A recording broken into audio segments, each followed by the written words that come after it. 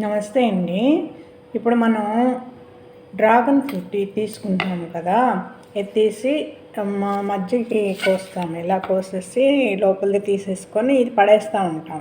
కానీ అలా పడేయకుండాను ఇది కోసిన తర్వాత పండు తీసేసుకొని తింటాం కదా, వెంటనే ఇది ఇలా తీసుకోండి. ఈ కట్ చేస్తుంది ఇలా తీసుకొని ఇలా పెట్టి మొత్తం మొహానికి బ్రష్ లాగా రుద్దండి. మొహానికి మరి ముఖ్యంగా పెదాలకైతే ఇది బాగా రఫ్గా బాగా రుద్దండి. ఈ చలికాలానికి పెదాలు కొంచెం పగలటం, ఎండిపోవటం, చెక్కు కట్టడం, పులుసు రావటం అట్లా ఉంటుంది.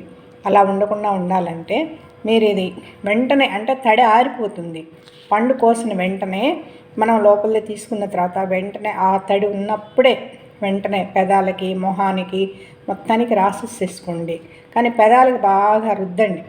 రుద్ది కాసేపు ఉంచేసి 10 నిమిషాలు 15 నిమిషాలు ఉంచేసుకొని శుభ్రంగా మొహం కడిగేసుకోండి.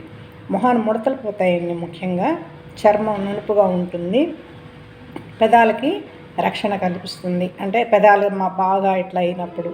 అదేవిధంగా మనం బొప్పాయి తిన్నప్పుడు కూడా బొప్పాయి తొక్కలు ఉంటాయి కదా, అవి చక్కగా అవి కూడా అట్లాగే పెద్ద వెనక చెక్కు తీస్తామే, అది కూడా బొప్పాయి కూడా పెదాలకి, మొహానికి ప్యాక్ లాగా వేసుకోవచ్చు. కొంచెం గుజ్జు తీసుకొని మెత్తగా మిక్సీలాగా వేసుకొని కూడా మొహానికి అంతా మెడ చేతులు అంతా పట్టించుకొని కూడా చేసుకోవచ్చు.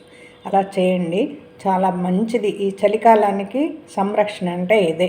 ఫ్రూట్స్ అయినా కానీ ఇలా చేసుకోవచ్చండి. తప్పకుండా చేస్తారు కదా.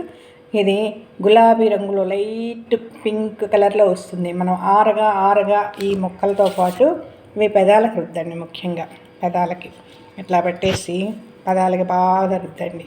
రుద్దితే చక్కగా నలుపు, మూతిమైన ఉన్న నలుపు కూడా పోతుంది. చేయండి అట్లా. ఏం కలపొద్దండి, ఉత్తిదే కలిపేసి కాసేపు ఉంచి ఒక 10-15 నిమిషాలు ఉంచేసుకొని మామూలు కడిగేసుకోండి. ఓకే.